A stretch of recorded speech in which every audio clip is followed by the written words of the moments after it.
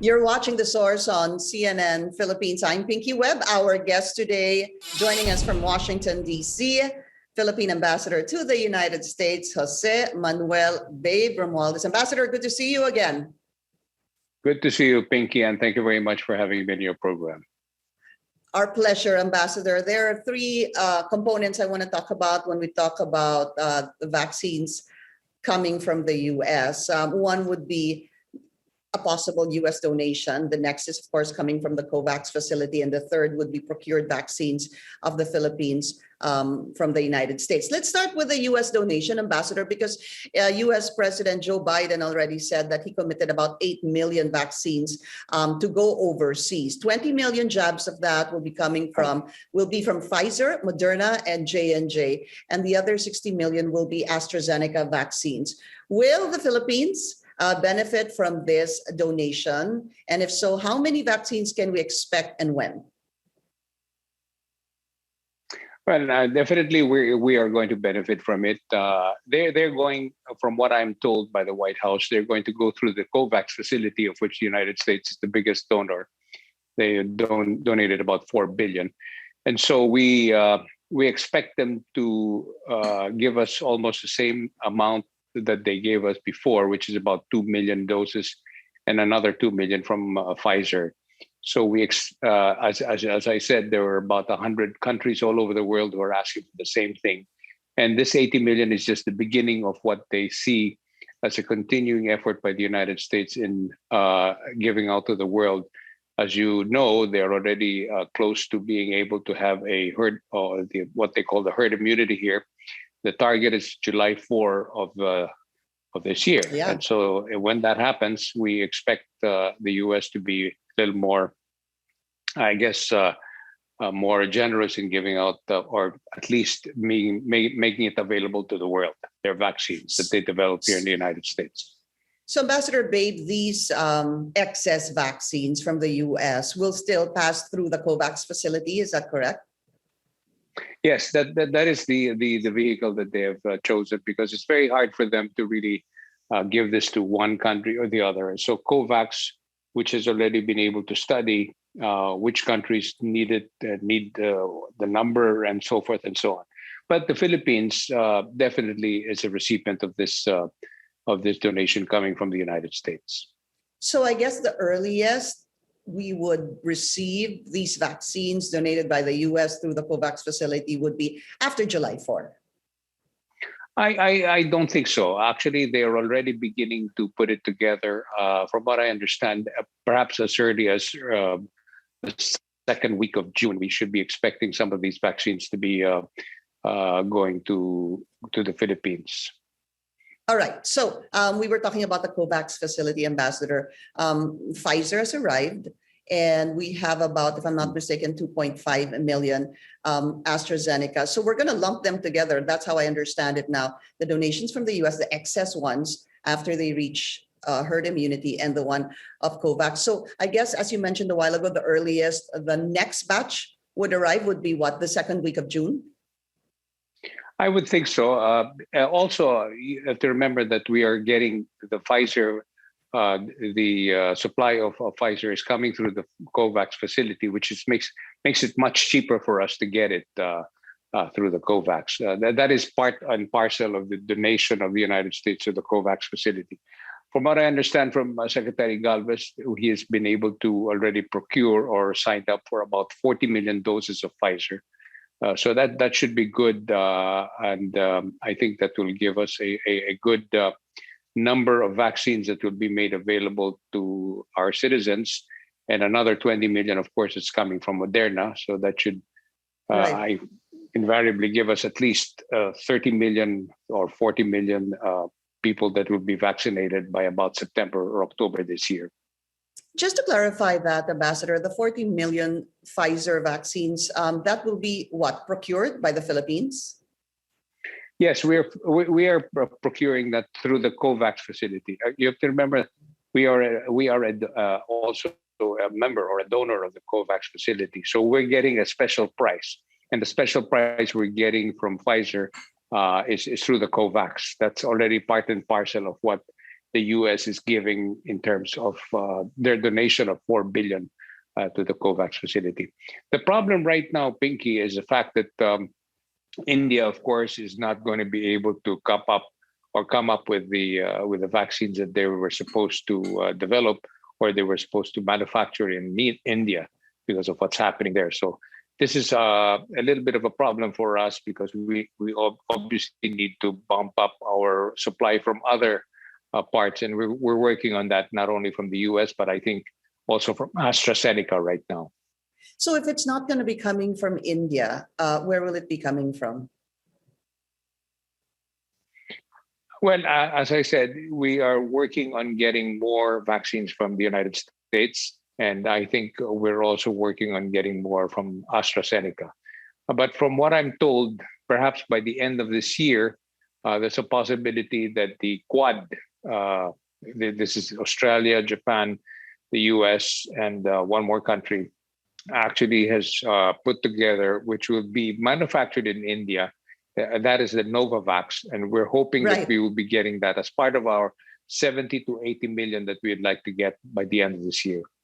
There was something, though, I recently read about Novavax, which is supposed to be coming from India, from the Serum Institute, that I'm not 100% though, Ambassador Bay, but I did read something about it, that they are actually looking at manufacturing it elsewhere because of the situation in India. But again, I'll have to go back to that article and find it again. So there was a letter also that the U.S. President Joe Biden wrote to President Duterte about saying his of course intention to help the Philippines in its vaccine procurement. Any more details on this? Well, I think it was a general letter that President Biden wrote to the president. It's more of an affirmation of our special relationship, considering that we are celebrating our 75th anniversary this year, and the 70th year of our mutual defense treaty. And in that letter, I am told that the President Biden committed that as soon as it is available, the United States will be ready to supply the Philippines, which is what's going to happen next month. You talked about the Moderna vaccines a while ago, and during your last interview, I believe also with CNN Philippines, you had made mention that the first batch of procured Moderna vaccines are set to arrive in the Philippines, I believe in June. Is this still on track? Yes, June 21st is the target date that they will be arriving in the Philippines, the first batch. Not very much, about 300,000 doses of this, but they will start bumping it up or start to get more by July, August, September. These are the months that they're looking at, where we will be getting them on exponentially more and more as each month comes around. And also, I'd like to point out, Pinky, that we are also working at getting the booster shots coming from Moderna and Pfizer.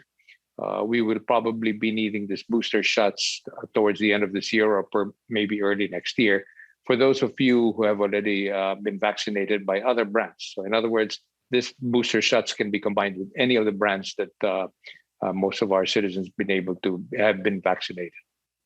And when are you looking at the possibility of the availability of this end of the year to the first quarter of next year? Yes. I'm sorry, I didn't get that one. What did you say again? The booster shots, Ambassador, when can we expect the arrival of these booster shots? I mean, it's good that we're already talking about this. We are in the midst, of course, of vaccinating more and more Filipinos. Last I heard, or last I read, it was about 4 million Filipinos. But yeah, for those who have been vaccinated, people are now wondering, do we need a booster shot? And if we do, when can we expect this? There are many theories about the booster shots. Dr. Fauci is, of course, the most well-known doctor here, the one that gives the indication of what the CDC is looking at. The booster shots would probably be needed by the end of this year, considering that there is a potential that this thing will start to wane the Mhm. effectivity of these vaccines. Most likely, very likely, this will be approved for emergency use here in the United States by October. So we should be getting it sometime at the I end of the see. year or early next year. Wow. Okay, looking forward to that. To Ambassador, we just need to take a very short break. The source will be right back.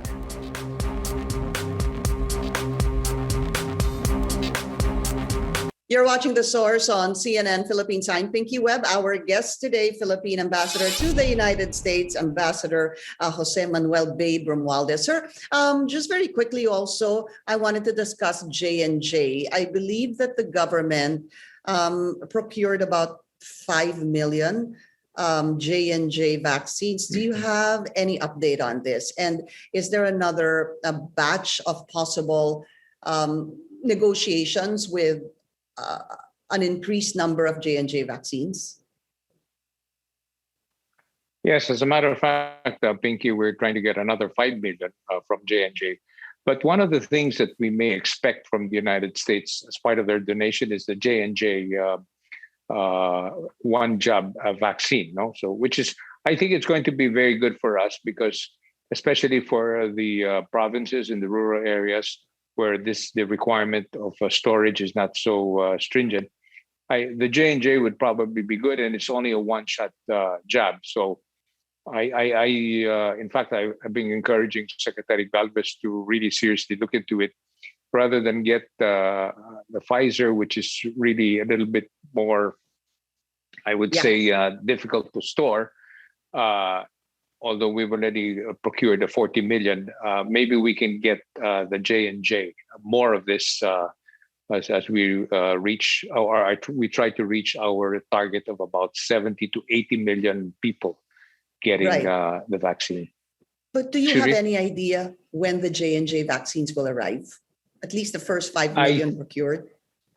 I would think that it will be coming in around, most likely around August or September, because the production line of J&J is a little much more slower than the Pfizer, of course, which is bigger facilities. And Moderna also not the facilities of both Moderna and Pfizer are not only here in the United States, but also in Europe.